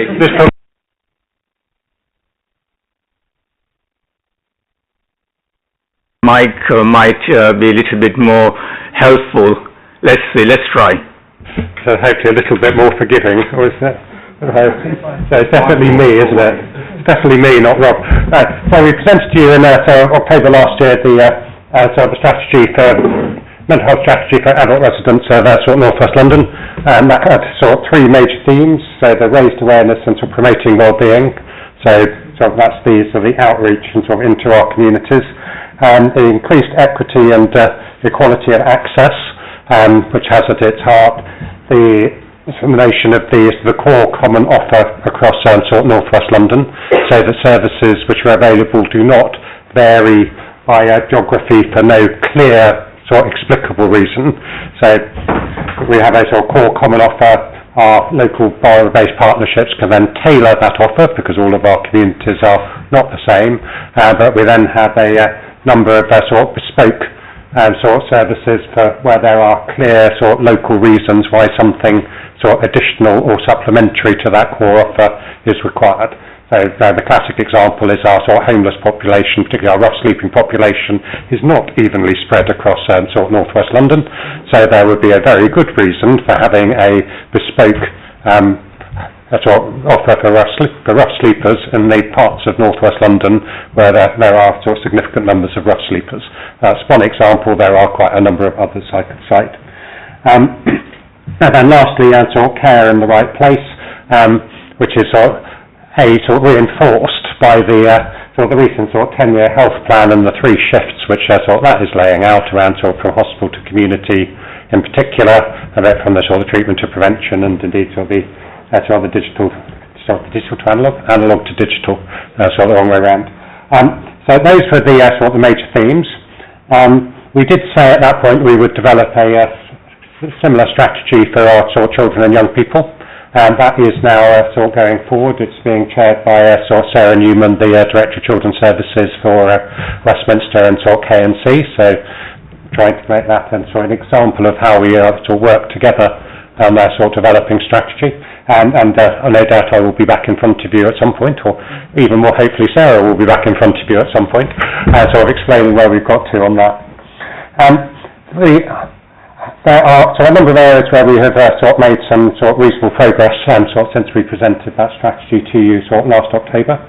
So running through, so on the raised awareness and promoting wellbeing, we now have a couple of pilots as well up and running, in particular on that sort of how we more effectively sort of reach into some of our sort of seldom heard sort of communities, so particularly those where we can see that there is a sort of large number of people presenting at our accident and emergency departments in crisis who have not previously been known to services.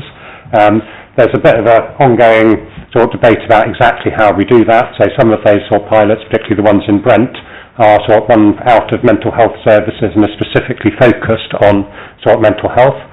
We've got other pilots, so the community health workers in sort of Westminster and sort of elsewhere, but primarily in Westminster, where we train up sort of members of the community to sort of go out into people's homes and sort of explain to them sort of what are the services you offer. You've got this, and maybe you should. But that's a broader offer, so necessarily their training in mental health is less, but they are sort of trusted members of the community. So it's a bit. So is it trusted members of the community and broad, which is more effective? Or is it sort of more specialist experts in the particular area, just going out talking about their one thing, which is more effective? So I don't know the answer to that at the moment, but we are trying both approaches in different places to try to work that out. On the sort of increased equity and sort of equality of access, we are sort of working on our sort of standard sort of core sort of community offer. So that's making sure we have the same service. Our sort of community sort of mental health services work to the same standard and sort of principles sort of across sort of North West London. We can see as part of that there is quite a difference in sort of how many people our community mental health workers are seeing in sort of any given day, depending on sort of where in sort of North West London they are.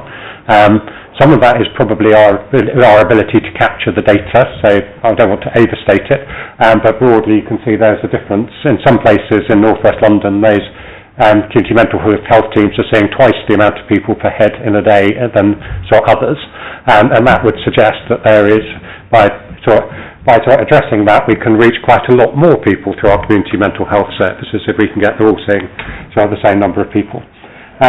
We have sort of brought in our sort of mental health crisis assessment service at St Charles, which now covers Westminster, KNC, Hammersmith and Fulham, and sort of the south bit of Brent. We are in the process of setting up a similar one for Ealing and Hounslow, and then reforming the mental health emergency centre and the lighthouse at Hillingdon and Northwick Park in order to be able to. So that's the standardisation of the crisis sort of bit. So care in the right place. Again, that helps us with the sort of the shift to the community, work. We still have quite a bit further to go on to getting that mental health flow to work as efficiently as it should do. We have too many sort of patients who are waiting too long in our EDs for sort of access to specialist sort of mental health support. That's quite different in different parts of the patch. So it is actually lowest in KNC and Westminster, highest in Ealing. So at the moment, that's a bit why the mental health crisis assessment service and so on in Ealing is such a priority. Okay. Thank you very much for that overview. Toby, we are grateful to you. And Chris, I wonder if you wanted to add any context from the clinical aspect from your day role to what we have just heard from Toby, please, and very briefly, if you may.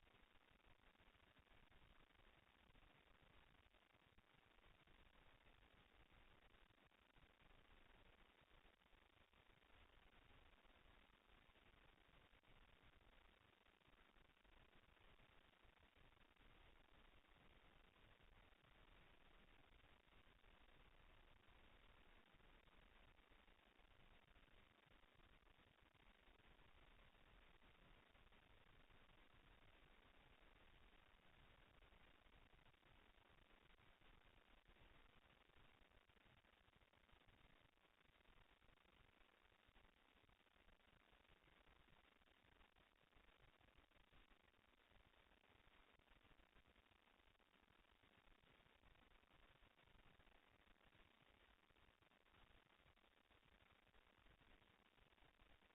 you.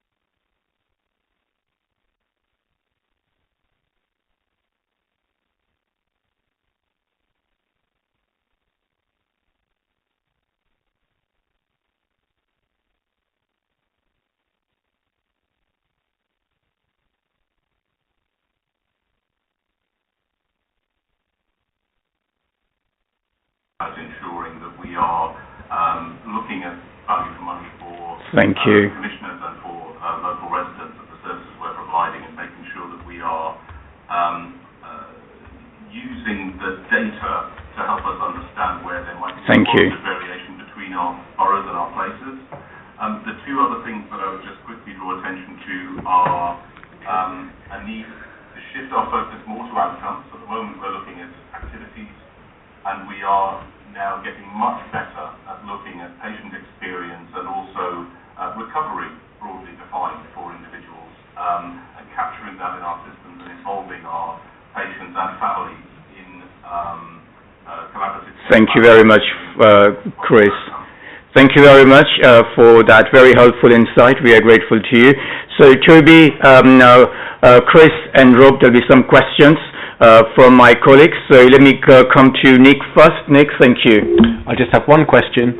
I like the ambitions, but how are partners going to be held to account to achieve those ambitions? Very good question. Thank you very much. Toby, please. So, from the very simplest level, so we set out the ambition, we turn it into a series of actions, and then sort of expected sort of KPIs against the various bits, and then we say, so are you there or are you not? Part of this whole strategic commissioning idea is that we will get into sort of attaching the payment more directly to the outcome, and I anticipate that will be coming. Mental health is always a bit trickier than sort of physical health, because the measurement of the outcome is harder. So the work which Chris has just referred to on getting better on being able to actually judge what the outcome is helpful for that. So I'm anticipating we will move in that direction, but it's not going to be in the next year or two. Thank you for that. Grateful to you. Chetna, please. Thanks for all the work that you are doing. It is a great plan. I love the ambitions and the outcomes, and you've got timelines set as well. However, as we've heard, mental health is on the increase by 50%. I don't know if that is a statistic that's always been there, we've just noticed it, or is it, are we measuring things differently? I'm just curious, Because we're closing wards, hospitals, units. With the increase in demand, how are we going to meet all this? And I don't know specifically if I can see that in what is presented here. And finally, just to come on to those groups that really need mental health care, the priority groups. I know, how do we say what is a priority, but those with underlying health conditions, how are we specifically going to help our residents in our boroughs? Thank you. I'll come to Toby first, and I'll go to Rob, and maybe Chris might want to come in here as well. Yes, as I'm sure Chris will be helpful on some of the detail. So overall, on the increase in mental health, there's a huge debate around how much of this is better recording or people being more willing to present as opposed to background, actual rise in underlying prevalence. What we can certainly see for North West London is that our recorded and estimated prevalence for severe and enduring mental illness, which drives a lot of the most intense activity, has actually been broadly stable for quite a number of years. What we are seeing in contrast to that, though, is the number of mental health presentations, particularly amongst children and young people, has increased quite sharply. So there's a bit of it doesn't look like it's the severe and enduring mental illness or psychosis and so on that's driving it, but it looks more like we've got some exacerbations of depression, anxiety and so on, which are going on, particularly in our children and young people, and probably related to the pandemic. So our response to that is clearly we have a constrained budget, but the amount of money we've been putting into mental health is going up year on year.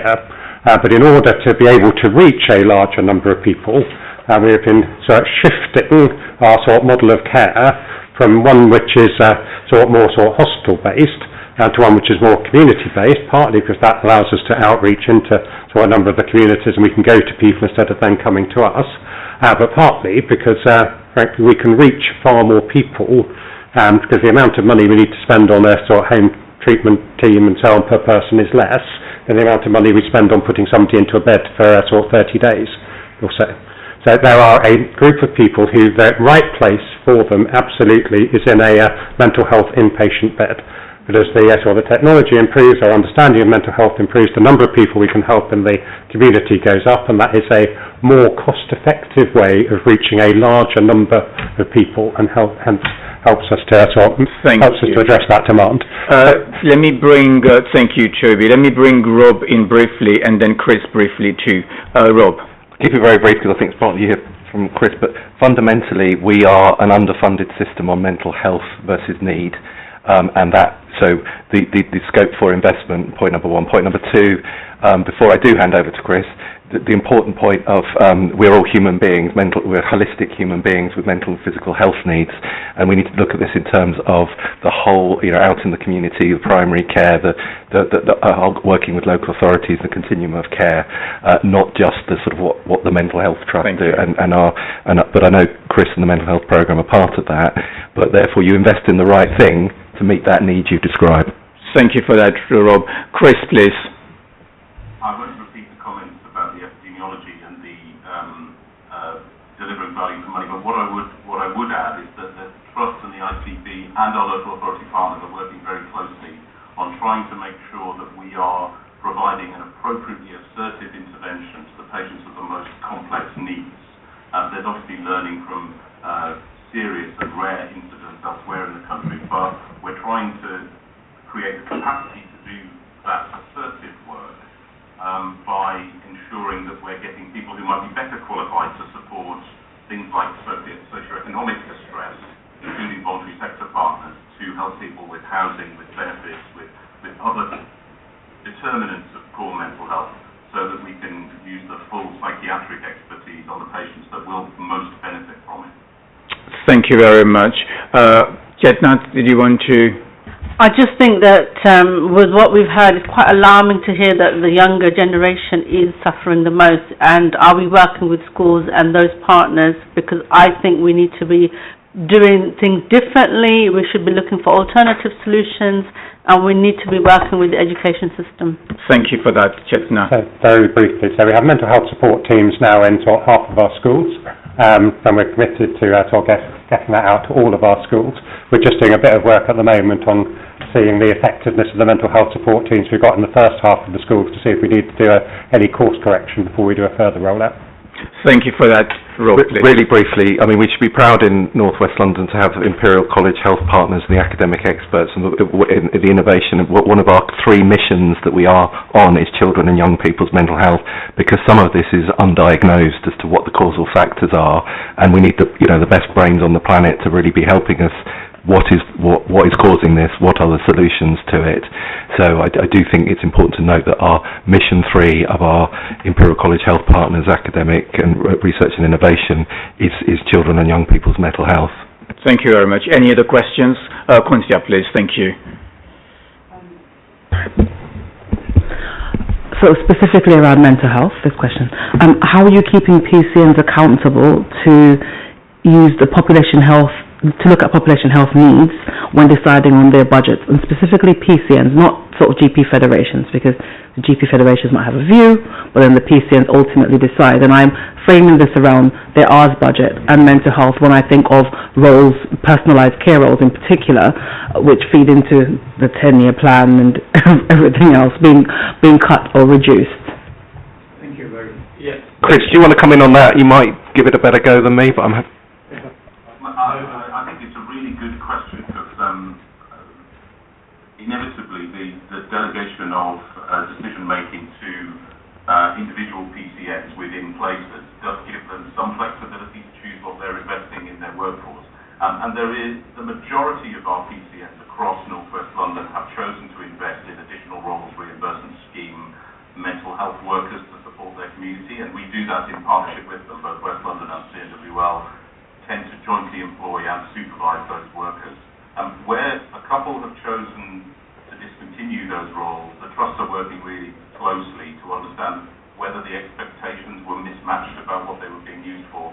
And I guess the final point is just to say the trusts, I also happen to have a role as a place director in Ealing and Hounslow, so in place, we're also working with our primary care colleagues to make sure that we understand how they're using data to prioritise what investments and workforce they're putting into the additional role scheme. I'm not sure if that answers the question, Councillor. I think we can also then, in our contracting of ours with PCNs, provide an additional sort of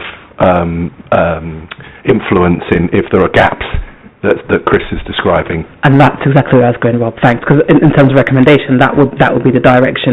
And beyond just the mental health roles, are some of the other personalised care roles who do that prevention role, like community health workers, social prescribers, and all of those roles that we can see are, they're moving away from them, and they haven't had a chance to be embedded in the system yet. Though we can see that the work that they do are, is changing things for the better. Thank you very much. Did you want to say anything to that point, Rob? I'm very happy to agree if that comes as a recommendation. Okay, thank you very much. Any final question, please? Thank you very much. Marina, please. Thank you. Thanks, Chair. I've just got one question with regards to the children's mental health. So I'm concerned that obviously we have very high waiting lists for our children, and then we have high levels of SEND children and those neurodivergent children as well. My concern is that we don't get a grip on this, and it's really good that you're implementing these in schools, but if we don't get a grip on this, our mental health in adults is just going to be through the roof and worse than what it is now. Thank you very much. Thank you for... Okay, before I bring this paper to close, any recommendations, colleagues? Councillor? Thank you. Anything else? Thank you very much. In that case, grateful to Toby, Rob and Chris for your contribution and your assistance on this paper. The final couple of pieces of work that we just need to do is we have a tracker, a recommendation tracker. I suggest that we note it. I'm not aware of any other matters, any other urgent business. Nikki, thank you. So we look forward to seeing you all next time, which will be in Harrow. Thank you very much, everybody.